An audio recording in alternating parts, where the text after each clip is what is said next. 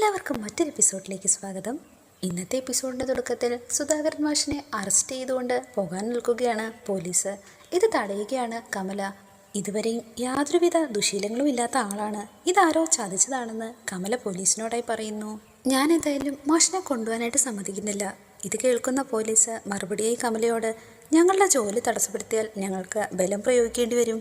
അങ്ങനെ പോലീസ് പറയുന്നത് കേട്ട് അവരുടെ ഒപ്പം പോകാൻ തുടങ്ങുന്ന സുധാകരൻ മാഷിൻ്റെ അടുത്തേക്ക് ഇപ്പോൾ വിക്രം വരുന്നു. എല്ലാവരും കേൾക്ക് വിക്രം ഉച്ചത്തിൽ പറയുന്നു, അച്ഛനെ വിട്ടേക്ക്, ഇതൊക്കെ എൻ്റെയാണ്, ഞാനാണ് ഈ ബാഗിൽ വെച്ചത്.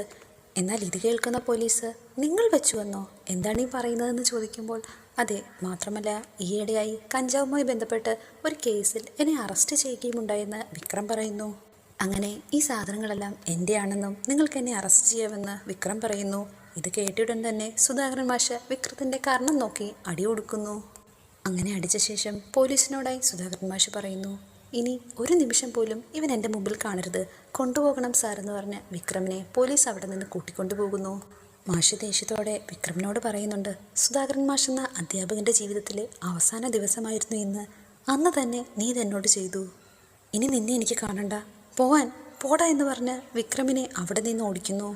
അങ്ങനെ വിക്രമിനെ വിലങ്ങണിയിച്ച് പോലീസ് ആ സ്കൂൾ കോമ്പൗണ്ടിൽ നിന്ന് കൂട്ടിക്കൊണ്ടു പോകുന്നു. ഈ സമയം അവിടെ കൂടി നിൽക്കുന്ന ആളുകൾ പറയുന്നുണ്ട്, സ്കൂളിലെ കുട്ടികളെ മുഴുവൻ നീതിയും ധർമ്മവും ഒക്കെ പഠിപ്പിച്ചപ്പോൾ സ്വന്തം മക്കളെ മാത്രം അത് പഠിപ്പിക്കാനായി മറന്നുപോയി. ഇത് കേട്ടു നിന്ന മറ്റൊരാളും പറയുന്നുണ്ട്, അല്ലെങ്കിലും വൈദ്യൻ്റെ മകൻ ശനി വന്നേ മരിക്കുന്നല്ലേ.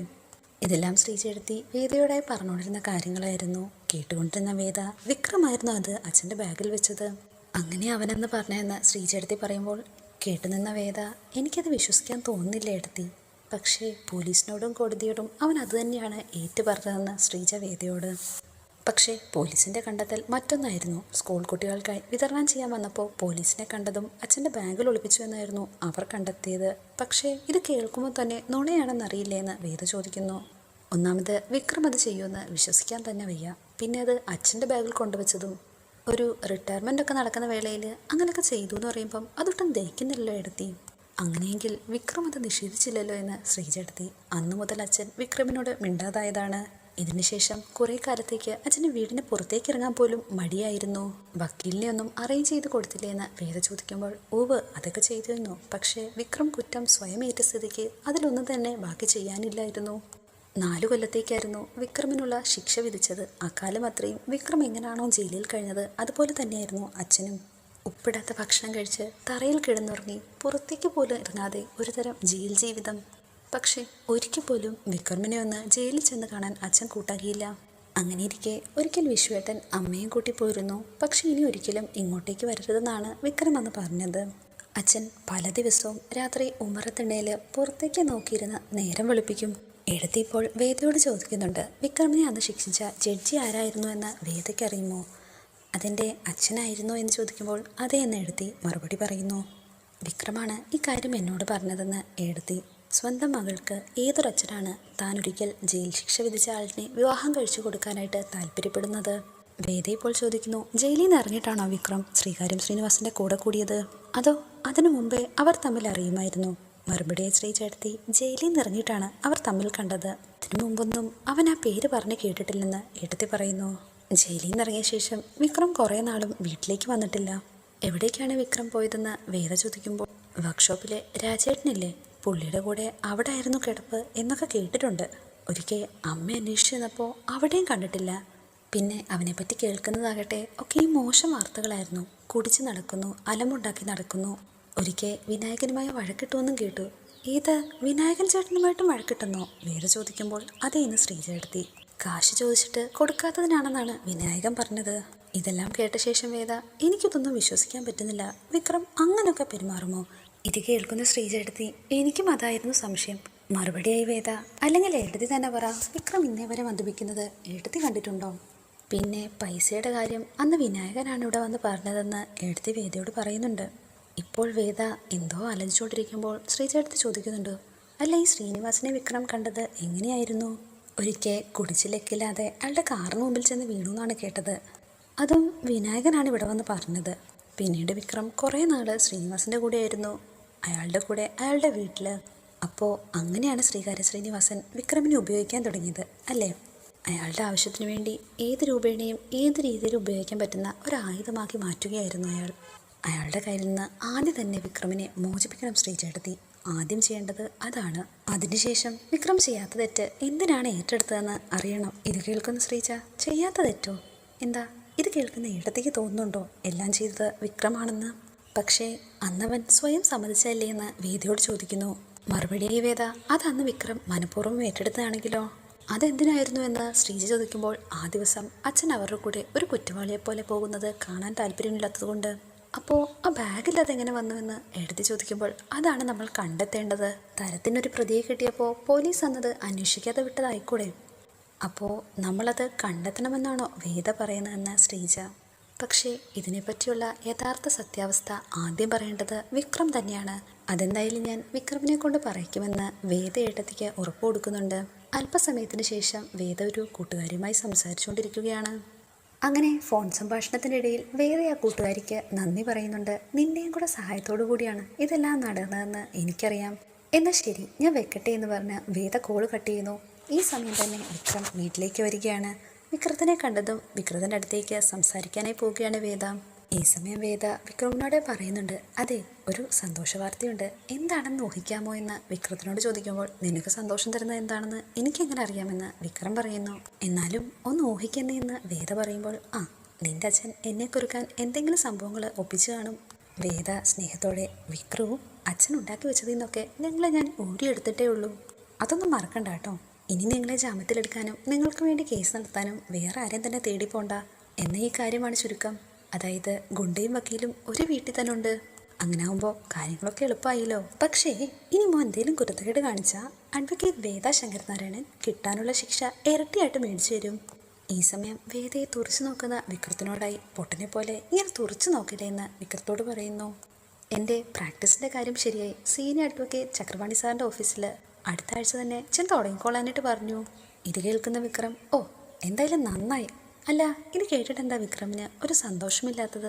പിന്നെ ഞാനെന്താ ചെയ്യേണ്ടത്? ഇതും പറഞ്ഞ് ഞാൻ തുള്ളിച്ചാടുന്നു എന്ന് വിക്രം വേദയോട്. തുള്ളിച്ചാടിയൊന്നും വേണ്ട, എന്നാലും ഒന്ന് കൺഗ്രാറ്റുലേറ്റ് ചെയ്തൂടെ? മറുപടിയായി വിക്രം, ഓ കൺഗ്രാറ്റുലേഷൻസ്. ഓ ഇതൊരുമാതിരി ഉണക്ക കൺഗ്രാറ്റുലേഷൻസ് ആയിപ്പോയല്ലോ. ഒരു തവണയെങ്കിലും ഒന്ന് ശരിക്കും പറഞ്ഞൂടെ? പറയും വിക്രം എന്ന് പറഞ്ഞ് വിക്രത്തിനെ നിർബന്ധിക്കുകയാണ് വേദ. കൺഗ്രാറ്റുലേഷൻസ്. വിക്രത്തിൻ്റെ ഈ പറച്ചിൽ കേട്ട് സഹി കെട്ട് നിൽക്കുന്ന വേദ, സോഷ്യൽ മീഡിയയിലുള്ള ഫ്രണ്ട്സിന് പറയുമ്പോൾ പോലും ഒരു ആത്മാർത്ഥതയുണ്ടാവും. ഒരു ഭർത്താവ് ഭാര്യയോട് പറയുന്നത് പോലൊന്നും വേണ്ട, ഒരു ഫ്രണ്ട് മറ്റൊരു ഫ്രണ്ടിനോട് പറയുന്നത് പോലെയെങ്കിലും ഒന്ന് പറഞ്ഞൂടെ? ഇതെങ്ങനെ കയ്യിൽ പിടിച്ച് കൺഗ്രാറ്റുലേഷൻസ് എന്ന് പറഞ്ഞ് വിക്രത്തിൻ്റെ കയ്യിൽ പിടിക്കുകയാണ് വേദ. ഇത് തട്ടിമാറ്റിക്കൊണ്ട് വിക്രം അവിടെ നിന്ന് പോകുന്നു. അയ്യേ എന്ന് പറഞ്ഞു നിൽക്കുന്ന വിക്രത്തിൻ്റെ അടുത്തേക്ക് എത്തി വേദ, വലിയ ഗുണ്ടയൊക്കെ തന്നെയാ, പക്ഷെ ഒന്ന് തൊട്ടാൽ തന്നെ ഫ്യൂസായി പോകും, നീ ഒന്ന് പോയേ, എനിക്ക് വേറെ പണിയുണ്ടെന്ന് വിക്രം പറയുമ്പോൾ, വിക്രം എന്തിനാണ് ഈ മുഖംമൂടി അണിഞ്ഞു നടക്കുന്നതെന്നൊക്കെ എനിക്കറിയാമെന്ന് വേദ പറയുന്നു. പഴയ കഥകളൊക്കെ ഞാൻ അറിഞ്ഞു, കള്ളും മയക്കുമരുന്നുമൊക്കെ നടക്കുന്ന ആ പഴയ കാലഘട്ടത്തെക്കുറിച്ച്. എന്താ ആ പഴയ കാലഘട്ടത്തിലേക്ക് ഇനിയും തിരിച്ചു പോകണമെന്ന് ആഗ്രഹിക്കുന്നുണ്ടോ എന്ന് വേദ ഇപ്പോൾ ചോദിക്കുന്നു. വിക്രം ആഗ്രഹിച്ചിട്ടൊന്നുമല്ല അതിലേക്കൊക്കെ പോയതെന്ന് എനിക്കറിയാം, പക്ഷെ ഇപ്പോൾ ജീവിക്കുന്ന ഈ ജീവിതം വിക്രമിനെ താമസിയാതെ അതിലേക്ക് തന്നെ കൊണ്ടുചേർക്കും. ഇത് കേട്ടയുടൻ തന്നെ ചിരിച്ചുകൊണ്ട് നിൽക്കുകയാണ് വിക്രം. മറുപടിയായി വേദ, എന്താ ചിരിച്ചുകൊണ്ട് നിൽക്കുന്നത്? വേറൊന്നുമല്ല, എത്ര പെട്ടെന്നാണ് നീ എൻ്റെ പഴയ കാലത്തെപ്പറ്റി അറിഞ്ഞ് അതിനെപ്പറ്റിയുള്ള തീർപ്പ് കൽപ്പിച്ചത്. ഞാൻ മനസ്സിലാക്കിയത് അതാണ്. ശ്രീജേട്ടത്തി എന്നോട് മുഴുവൻ കാര്യങ്ങളും പറഞ്ഞു എന്ന് വേദ. ഒരാൾ അനുഭവിച്ചത് എങ്ങനെ മറ്റൊരാൾക്ക് പറയാൻ കഴിയുമെന്ന് വിക്രം ചോദിക്കുന്നു. ശ്രീജേട്ടത്തി നിന്നോട് പറഞ്ഞത് എന്നെക്കുറിച്ച് പറഞ്ഞും കേട്ടു പറഞ്ഞ കാര്യങ്ങളാവും, പക്ഷേ അതൊന്നും ഞാൻ അനുഭവിച്ചതാവണമെന്നില്ലല്ലോ എന്ന് വിക്രം പറയുമ്പോൾ, എങ്കിൽ പിന്നെ ശരിക്കും എന്താണെന്ന് സംഭവിച്ചതെന്ന് വേദ ചോദിക്കുന്നു. ഇത്രയും കാലം ഞാനിവിടെ ജീവിച്ചതല്ലേ, എന്താ നടന്നതെന്ന് എന്നോടൊന്ന് പറഞ്ഞൂടെ? ഈ സമയം വിക്രം വേദയോടായി എല്ലാ കാര്യങ്ങളും തുറന്നു പറയുകയാണ്. നീ പറഞ്ഞില്ലേ കുറച്ചു മുമ്പ് മദ്യവും മയക്കുമരുന്നുമായൊക്കെ ജീവിച്ചിരുന്നു എന്ന്? അങ്ങനെ ഒരു കാലം ഒരിക്കലും തന്നെ എനിക്കുണ്ടായിട്ടില്ല. ഉണ്ടായിട്ടില്ല തീർത്തും പറയാൻ പറ്റത്തില്ല. എൻ്റെ ജീവിതത്തിൽ ഒരു തവണ ഉണ്ടായിട്ടുണ്ട്. ജയിലിൽ നിന്ന് ഇറങ്ങി ജീവിതം അവസാനിപ്പിക്കാൻ തന്നെ നോക്കിയപ്പോൾ ധൈര്യം കിട്ടിയില്ല. ആത്മഹത്യ ചെയ്യാൻ വേണ്ടി ധൈര്യം കിട്ടാൻ വേണ്ടി മാത്രം. അങ്ങനെയെന്ന് മദ്യത്തിൽ വിഷം ചേർത്ത് ഞാൻ ഒരിക്കൽ കുടിച്ചു. വേദയോട് ഇത്രയും പറഞ്ഞ ശേഷം പണ്ട് എന്തൊക്കെയാണ് സംഭവിച്ചതെന്ന് വിക്രം പറയുന്നു. ഒരിക്കൽ ഇങ്ങനെ മദ്യത്തിൽ വിഷം കലർത്തി കുടിച്ച ശേഷം റോഡിലൂടെ നടന്നു പോകവേ ശ്രീകാര്യം ശ്രീനിവാസന്റെ വണ്ടിയുടെ മുമ്പിൽ ചെന്ന് പെട്ടു. അന്ന് ആ വണ്ടിയിലുണ്ടായിരുന്ന ശ്രീകാര്യം ശ്രീനിവാസും ഡ്രൈവറും കൂടെ ചേർന്നാണ് എന്നെ ഹോസ്പിറ്റലിൽ എത്തിച്ചത്. അങ്ങനെ ശ്രീനിവാസൻ വിക്രത്തിനെ ഹോസ്പിറ്റലിൽ അഡ്മിറ്റ് ചെയ്തിരിക്കുകയാണ്. അങ്ങോട്ടേക്ക് വരുന്ന നഴ്സിനോട് ശ്രീനിവാസൻ ചോദിക്കുന്നു, അയാളിപ്പോൾ ഓക്കെ ആയോ, എനിക്കൊന്ന് സംസാരിക്കുമോ എന്ന് അനുവാദം ചോദിച്ച ശേഷം അകത്തേക്ക് വിക്രമിനോട് സംസാരിക്കാൻ ചെല്ലുന്നു. അങ്ങനെ വിക്രം പയ്യെ മയക്കത്തിൽ നിന്ന് എഴുന്നേൽക്കുന്നു. ശ്രീനിവാസനെ കണ്ടയുടൻ എഴുന്നേൽക്കാൻ ശ്രമിക്കുമ്പോൾ അത് വേണ്ടെന്ന് പറയുകയാണ് ശ്രീനിവാസൻ. മയക്കത്തിൽ നിന്ന് എഴുന്നേറ്റ വിക്രമിനോട് ശ്രീനിവാസൻ ചോദിക്കുന്നു, എന്നെ മനസ്സിലായോ? ശ്രീകാര്യം ശ്രീനിവാസൻ എന്നാ എൻ്റെ പേര്. ഇയാൾ മദ്യത്തിൽ വിഷം ചേർത്ത് കുടിച്ച ശേഷം എൻ്റെ വണ്ടിയുടെ മുമ്പിലാണ് വന്ന് ചാടിയത്. സമയത്തിന് തന്നെ ഇവിടേക്ക് കൊണ്ടുവന്നതുകൊണ്ട് ജീവൻ രക്ഷപ്പെട്ടു. ആദ്യം കരുതിയത് വല്ല പ്രേമനൈരാശ്യമായിരിക്കുമെന്നാ. പിന്നെയാണ് ഞാൻ തന്നെപ്പറ്റി ശരിക്കും അന്വേഷിച്ചത്. ജയിലിൽ നിന്ന് ഇറങ്ങിയിട്ട് വീട്ടിൽ തിരിച്ച് കയറിയില്ല അല്ലേ? അതോ അവർ കയറ്റാഞ്ഞതാണോ? അങ്ങനെയും പറയാമെന്ന് വിക്രം. കാര്യങ്ങളൊക്കെ ഏതാണ്ട് ഞാൻ അന്വേഷിച്ചറിഞ്ഞു. വളരെ ബ്രൈറ്റായ ഒരു സ്റ്റുഡൻ്റ് ആയിരുന്നല്ലോ താൻ. കുടുക്കിയതാണോ അതോ ശരിക്കും കുടുങ്ങിയതാണോ? എന്തായാലും റിട്ടയർമെൻറ്റ് ദിവസം തന്നെ താൻ അച്ഛൻ്റെ ബാഗിൽ മയക്കുമരുന്നൊന്നും വെക്കാനായി മിനക്കടില്ല. തന്നെപ്പറ്റി അന്വേഷിച്ചപ്പോൾ അറിഞ്ഞതാണിതെല്ലാം. ഇത് കേൾക്കുന്ന വിക്രം, അത് ചെയ്തത് ഞാനല്ല, പക്ഷേ അച്ഛനെ ആ സമയം പോലീസ് അറസ്റ്റ് ചെയ്യുന്നത് തടയാൻ വേറെ മാർഗമൊന്നും തന്നെ ഇല്ലായിരുന്നു. പക്ഷേ തനിക്കിങ്ങനെയാണ് ആ ബാഗിലതെത്തിയതെന്ന് അറിയണ്ടേടോ. നമുക്ക് ഏതായാലും കണ്ടുപിടിക്കാം. ആട്ടെ, ഇനി എന്താ പരിപാടിയെന്ന് ശ്രീനിവാസൻ ചോദിക്കുന്നു. അതിനുശേഷം ശ്രീനിവാസൻ തന്നെപ്പറ്റി തന്നെ പറയുന്നു. ഞാനൊരു രാഷ്ട്രീയക്കാരനാണ്. അതിനു മുമ്പായി കുറച്ച് പരിപാടികളൊക്കെ തന്നെ ഉണ്ടായിരുന്നു. കള്ളക്കടത്തും സ്പിരിറ്റും ചില കൊട്ടേഷനും അങ്ങനെയൊക്കെ. പക്ഷേ മയക്കുമരുന്ന് ഞങ്ങളുടെ മേഖലയിൽ തന്നെ ഇല്ല. ഇപ്പോഴും അത്യാവശ്യം പണമൊക്കെ പലിശയ്ക്ക് കൊടുക്കുന്ന പരിപാടികളുണ്ട് താനും. ജീവൻ സ്വയം അവസാനിപ്പിക്കാൻ നമുക്ക് അവകാശമില്ല. നമ്മളെക്കൊണ്ട് ഉപകാരമുള്ള എത്രയോ ആളുകളുണ്ടെന്ന് അറിയുമോ? നമ്മളത് മനസ്സിലാക്കുന്നില്ലെന്നേ ഉള്ളൂ. തനിക്ക് ഓക്കെ ആണെങ്കിൽ എൻ്റെ കൂടെ നിൽക്കാം, എന്താ സമ്മതമാണോ എന്ന് ശ്രീനിവാസൻ ചോദിക്കുമ്പോൾ അതേ എന്ന് സമ്മതിച്ച് വിക്രം അയാളോടൊപ്പം ചേരുന്നു. ഇതെല്ലാം കേട്ട ശേഷം വേദ, അപ്പോൾ നിങ്ങളെ മരണത്തിൽ നിന്ന് കൂട്ടിക്കൊണ്ടുവന്നത് ആ ശ്രീനിവാസനാണ്. അതാണ് നിങ്ങൾക്ക് അയാളോടുള്ള ഈ കമ്മിറ്റ്മെൻറ്റിൻ്റെ കാരണം. ഇതോടുകൂടി ഇന്നത്തെ എപ്പിസോഡ് അവസാനിച്ചിരിക്കുന്നു. Please like, share and subscribe.